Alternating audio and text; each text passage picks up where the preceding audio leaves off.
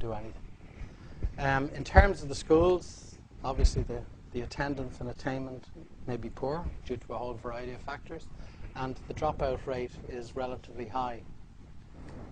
The community effects, the broader community, the social economic hardship, and as we talked about a few minutes ago, the values of education are lesser, although we said that that's changing. There tends to be feelings of helplessness. What can I do about this situation?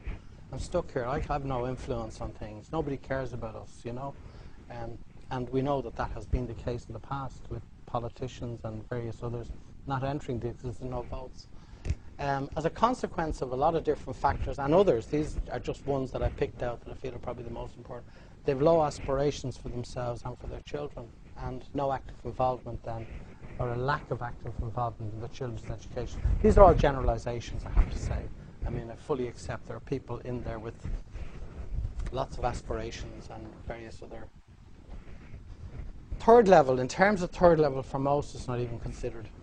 And then those that do make it, you know, there is obviously in a third level environment, they have to be more self-reliant, independent. And as we go forward in the whole educational philosophy is greater independent learning.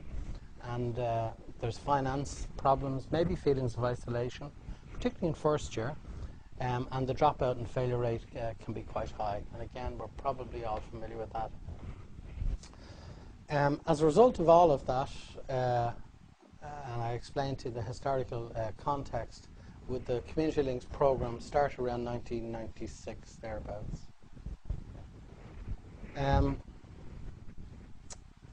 What are the objectives and the way it kind of operates? In a broad sense, we're trying to help, and that's all we can do, help in the alleviation of educational disadvantage.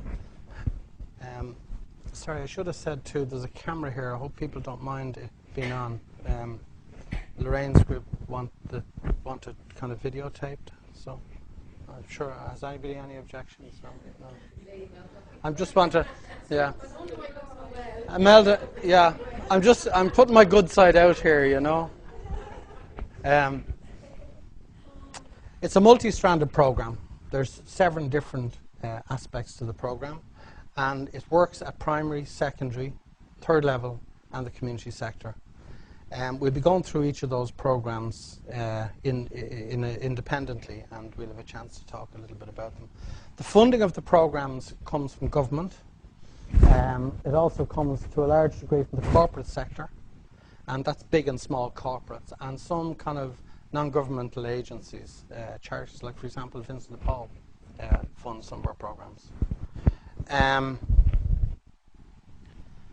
We work exclusively, in terms of the schools, we work exclusively at the moment with disadvantaged status schools. In terms of the access service, that might change somewhat because there's disadvantaged kids in advantaged schools. And here, sorry, I'll talk to, but anyway, the kind of philosophy might be changing a little bit on that. But the rest of the programs all work with solely disadvantaged schools. Currently, we have 26 people working on the program. They're all based in Mountjoy Square, in 23 Mountjoy Square. And an underlying kind of philosophy of it for us is that we try and target the most marginalized groups that want to interact with us and us with them. And we work on a partnership basis with them, and that's often kicked around. But that means that the groups and ourselves have a 50-50 arrangement. We'll do 50% and they do 50%, and they must, and we must buy into that kind of philosophy. The approach of all the programs is one of kind of personal development, and I kind of touched on this a few minutes ago. Empowerment of individuals, the likes of building self-esteem and confidence and motivation, and we use various vehicles to do that. We have programs, as you'll see in a second, where we have direct intervention with kids in secondary schools using educational psychologists. But then other programs will use the likes of music or computers or various other ways to engage kids.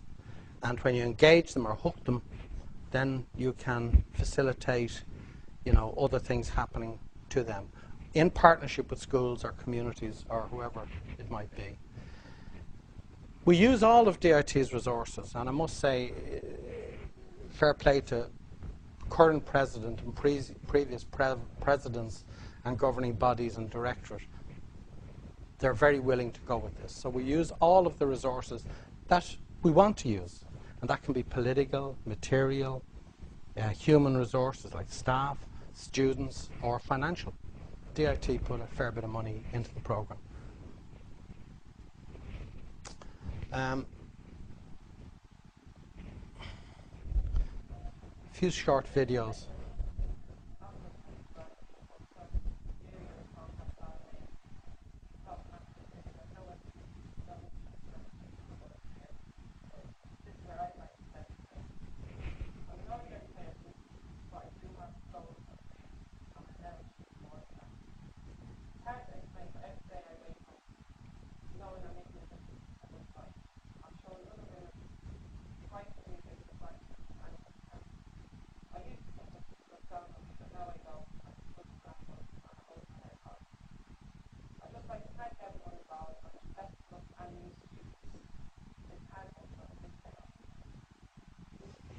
That was just Alison, and Alison came through one of our programs as, you know, a teacher trainer. I'll talk about it later. We have the digital community program, and she learned a bit about computers and then did a kind of a very basic teacher training type course to deliver the information better to her peers in the flats. But within all of that, Alison grew as a person, gained the confidence, the self-esteem, and she now works part-time for us and is doing other things in the community as well. So by our philosophy is just to highlight, I suppose, our approach in the sense of Alison is in that community now, and she's a role model in the community, and people are looking at her and saying, well, if you can do it, I can do it. And they're buying into it. But it's, as you said, Rita, very, very slow.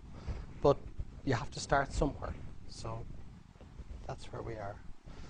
The 7 programs these are just the various, the 7 programs are Pathways Through Education, Ballymun Music Program, shouldn't have touched the screen, the Digital Community Project, the Dublin City Computerization Program, or DISC as it's called, Mature Student Access Program, which Melda kind of knows about as well.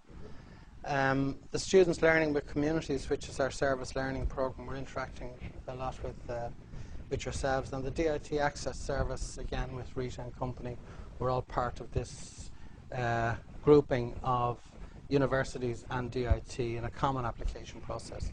And we work closely with everybody on that. It's really all about, to be honest with you, a lot of the work we all do is about collaboration. We're not going to be able to make change individually, but if we collaborate, and if others collaborate, I think we have a chance of doing it. And when I say others, the likes of the National Access Strategy has been launched